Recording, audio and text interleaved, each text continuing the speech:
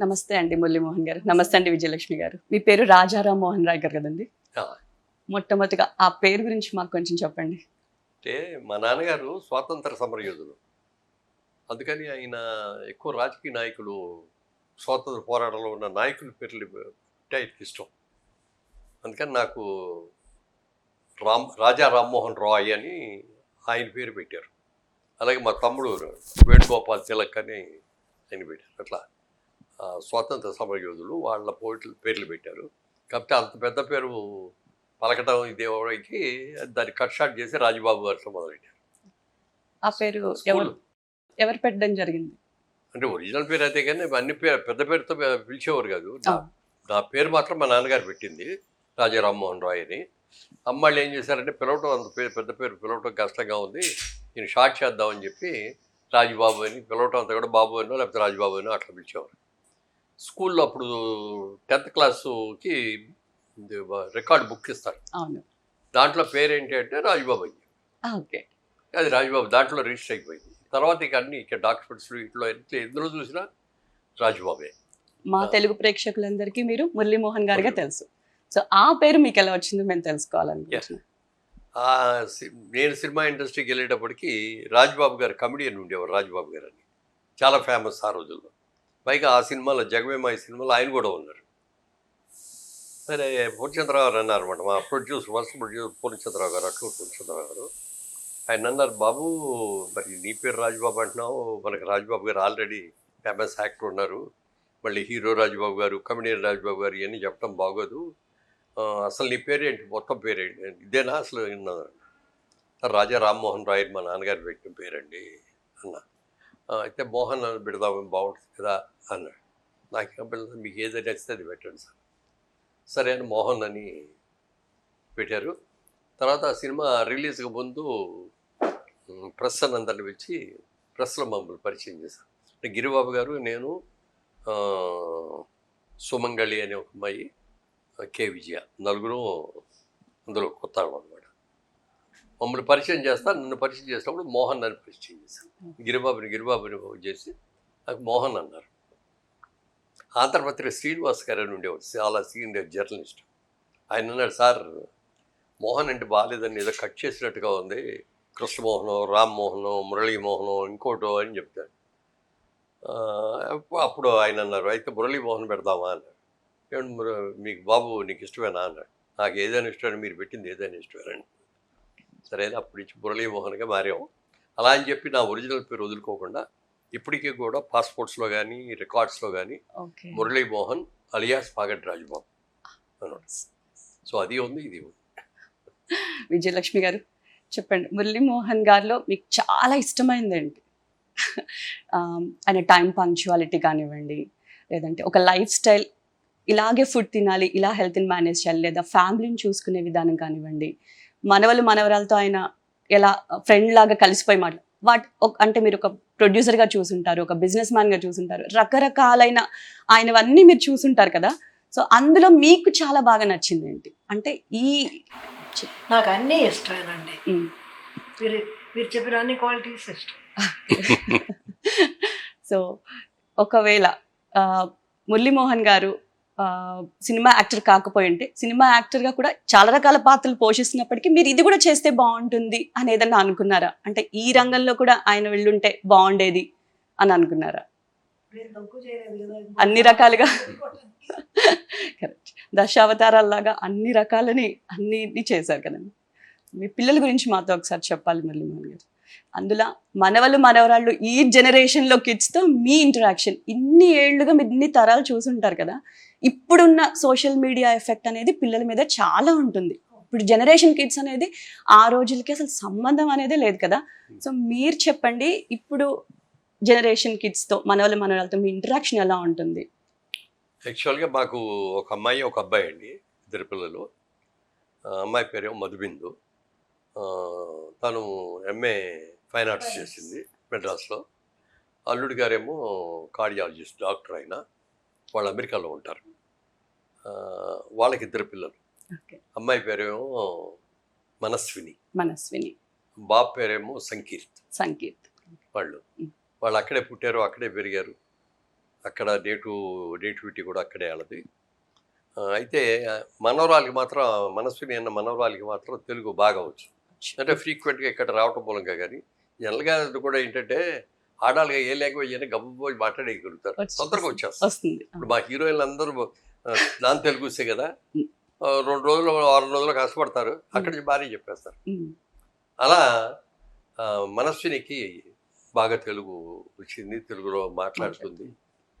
తర్వాత మొన్న వచ్చి అమ్మమ్మ నాకు తెలుగు అక్షరాలు నేర్పు అన్ని అక్షరాలన్నీ రాయించుకొని రోజు ఆ పేపర్ పుచ్చుకొని అక్షరాలు చూసుకుంటా నేర్చుకుంటుంది. అంటే అంత ఇంట్రెస్ట్.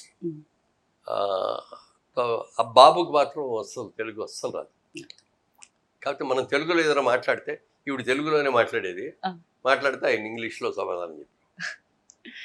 మీరు మీ మనవరాల్లో ఇప్పుడు ఫేవరెట్ అంటారు కదా, అలా ఎవరు చెప్పండి? అంటే మీ దగ్గరికి తొందరగా వచ్చి అన్ని విషయాల్ని షేర్ చేసే వాళ్ళు ఎవరు చెప్పండి? అందరూ మనవరాళ్ళల్లో.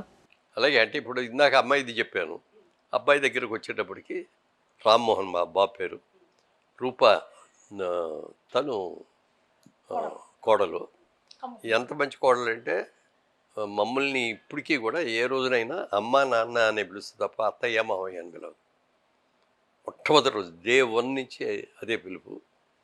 చాలా తెలివిగలది, బాగా చదువుకున్న అమ్మాయి. తను కూడా సోషల్ సర్వీస్ మీద, ఉమెన్ ఎంపవర్మెంట్ మీద చాలా కార్యక్రమాలు చాలా కూడా చేశారు కూడా, శ్రీలంకలో అటు ఇక్కడ కూడా. వాళ్ళకి ఒకటే కూతురు పుట్టిన రోజున ఈవిడ హాస్పిటల్ చూసి మన ఇంట్లో అమ్మవారు పుట్టారు, బాలా త్రిపుర సుందరి అని చెప్పి అన్నారు. నిజంగా బాలా త్రిపుర సుందరి అంత చక్కటి పిల్లలు మా మనవరాలు.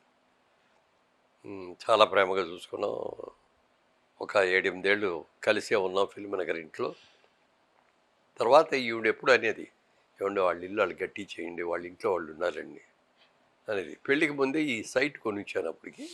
సరే అని, బాబు ఇదిగో సైట్ పెద్ద సైటు, దీంట్లో ఉండు అంటే, నాకు ఇల్లు చిన్నగా ఉన్నా గార్డెన్ ఎక్కువ ఉండాలి అన్నాడు.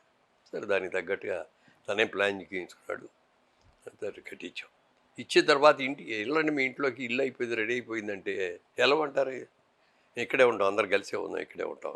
కాదమ్మా, మనం దూరంగా ఉండి దగ్గరగా ఉండాలి, మనం దగ్గరగా ఉండి దూరం అవ్వకూడదు అని ఆవిడే చెప్పి మీ ఇంటికి మీరు వెళ్ళండి, రోజు కలుసుకుందాం కావాలంటే, లేకపోతే ఆదివారం మీ ఇంటికి మేము భోజనానికి వస్తాం, లేకపోతే మీరు మా ఇంటికి భోజనానికి రండి అంటే, మా ఏంటి మా అమ్మ నానమ్మ మన అనండి అని. అందుకని ఇప్పుడు కూడా మన అని అంటాను తప్ప రాగమ్మకి వస్తాం. ఈ ఇంటి పేరేమో రాగం, రాగా పేరు పెట్టారు, రాగా ఎం, అందుకని రాగం అని పెట్టారు దీనికి. ఇక్కడ రాగంలోనా లేకపోతే ఆరెంజ్ కౌంటీ, మేము ఉండేది ఆరెంజ్ కౌంటీలోనా అడిగేవారు. అట్లా అంతే తప్ప ఇది మీ ఇంట్లో మా ఇంటికి వస్తారా మీ ఇల్లు అనేది ఉండదు అసలు. అట్లా కలిసి ఉంటాం చక్కగా. రోజు ఆవిడ కూడా మాట్లాడుకుంటూ ఉంటారు ఫోన్లో. తనకి ఏ సలహా కావాల్సినవి అడుగుతుంది. ఎందుకంటే ఆవిడ ఎక్స్పీరియన్స్కి చాలా కొంచెం డెసిషన్ పవర్ కూడా ఎక్కువ ఆవిడకి. చాలా చాలా ఆలోచించి చెప్తుంది, ఏది చెప్పినా కూడా. చెప్పింది కూడా తొందరపడి చెప్పినట్టుగా కానీ, లేకపోతే ఏదో అర్థం లేకుండా చెప్పడం కానీ అట్లా కాదు. చాలా ఆలోచించి, ముందు వెనకలు ఆలోచించి మంచి సలహాలు చెప్తుంది. నా జీవితంలో నా పడవకి, నా జీవిత నౌకకి చుక్కాని ఆవిడ. ఇప్పుడు మీరు చెప్పారు కదా కోడలు కూతురులాగా మాలో కలిసిపోయింది. నాకు ఒక క్వశ్చన్ అడగాలని మల్లిమోహన్ గారు. బయట నుంచి ఒకప్పుడు మనం ఒక అబ్బాయిని తెచ్చుకోవాలంటే వాళ్ళు 7 తరాలు చూసేవాళ్ళం. ఇప్పుడు రోజుల్లో అన్ని ప్రేమ పెళ్ళిళ్ళే. అది వాళ్ళకి సంబంధించిన ఇంట్రెస్ట్, వాళ్ళకి సంబంధించిన ఒపీనియన్, దాన్ని మనం అసలు మీరు చెప్పండి, ఒక అమ్మాయిని తెచ్చుకునేటప్పుడు 100 సార్లు చూసి అన్ని రకాలు తెచ్చుకునేది నిజమా అబద్ధమా? అంటే వాళ్ళు మన ఇంట్లోకి వచ్చి మన ఫ్యామిలీని వాళ్ళ ఫ్యామిలీగా ఓన్ చేసుకుని, వాళ్ళ ఫ్యామిలీ బ్యాక్గ్రౌండ్ ఎలా పెరిగింది, ఎక్కడ పెరిగింది అనేది చూడడం ఇంపార్టెంట్ అంటారా? అంటే అసలు ఆ సిస్టంలోనే చాలా మార్పు వచ్చేసిందమ్మా. పూర్వకాలంలో మా చిన్నప్పుడు ఆ రోజుల్లో పెళ్ళిళ్ళు జరుగుతుంటే చూడమంటారు. అప్పట్లో ఏంటంటే ఆడపిల్ల ఎక్కువ బయటికి వెళ్ళేవారు కదా, చదువుకున్నా ఇక్కడ కాలేజీ దాకా వెళ్తే మో పిల్లలు కూడా గెలవటం, లేకపోతే ఇది కూడా అక్కడ కూడా అయితే కొన్ని మహిళా కాలేజీలో చేరితే అది కూడా అవకాశం ఉండదు. తల్లిదండ్రులు ఇది పెళ్ళి మంచిది అని అన్నీ ఆలోచించేసేవారు. అన్ని రకాలుగా ఇది బాగుంటుందమ్మా అని నిర్ణయిస్తే నో అని అనకుండా ఎస్ అనేవారు. పెళ్లి చూపులు అని అంటే ఆ రోజుల్లో పెళ్లి చూపులు అసలు ఉండేవి కాదు. లగ్నపతి కూర్చోండి, మనం పెళ్లి జరిగేటప్పుడు జీలకర్ర బెల్లం పెట్టే వరకు కూడా తెర చూడు ఉంటుంది. అప్పుడు దాకా అబ్బాయి ఎలా ఉంటాడో అని అమ్మకి తెలియదు, అమ్మాయి ఎలా ఉంటుందో అబ్బాయికి తెలియదు. తెలియదు, అది అయిన తర్వాత తీసిన తర్వాత అట్లా చేతులు పెట్టుకొని ఇద్దరు ఒకళ్ళు ఒకడు చూసుకునేవాళ్ళు. అప్పుడు వరకు అమ్మ మా ఆయన బాగానే ఉన్నాడు అని అమ్మాయి అనుకోవడం, అంతే. లేకపోతే మా ఆవిడ చక్కగా ఉందనో, అవును, ఇదేమిటి ఈవిడ మరీ లావుగా ఉంది ఏంటి, ఇట్లా రకరకాలు అనుకునేవారు. కానీ దాన్ని కాంప్రమైజ్ అయిపోయాం. ఇంట్లో ఒకసారి మనకి పెళ్లి జరిగింది, జీవితాంతం మనం ఇలాగే భార్యాభర్తలుగా ఉండాలి అనే దానికి కట్టుబడి ఉండేవారు. ఇప్పుడు సిస్టమ్ మారిపోయింది. ఈ మారిపోయిన తర్వాత ఏంటంటే ఒకటే మాట అంటారు, ఏమంటే మీరు మంచి సంబంధం చూస్తారు, బాగానే చూస్తారు, బాగానే చేస్తారు, మీరు ఎంతకాలం ఉంటారు, మేము 100 ఏళ్ళు జీవితం గడపాలి కదా. మరి ఆయనకి మాకు అండర్స్టాండింగ్ ఎలా ఉంటుందో మాకు మేము అర్థం ఆయన నేను అర్థం చేసుకోవాలి, నన్ను ఆయన అర్థం చేసుకోవాలి. అందుకని ఊరికే పెళ్లి చూపులను చూసి బాగానే ఉంది ఓకే అండి అంటే కదా. పెళ్లి కొడుకు వచ్చి ఓకే అని చెప్తే పెళ్లి కూతురికి ఇష్టం లేకపోయినా అది ఓకే చేసేవాడు ఆ రోజుల్లో. ఇప్పుడు అది కుదరదు.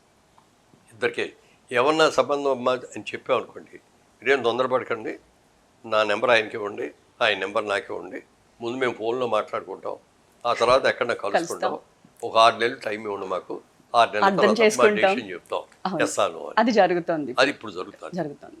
అది చాలా వైజ్ డెసిషన్ తీసుకున్న వాళ్ళు చాలామంది ఉన్నారు. అలాగే పై మెరుగులు చూసి పడిపోయిన వాళ్ళు కూడా కొంతమంది ఉన్నారు. దాని మూలంగానే డైవర్స్లు ఎక్కువైంది. ఇదివరకు రోజులు అసలు డైవర్స్ అనేది ఎక్కడో 1% ఉండేయం ఆ రోజుల్లో. ఇవాళ రోజున దాదాపు 20%, 25% డైవర్స్లు జరుగుతాయి.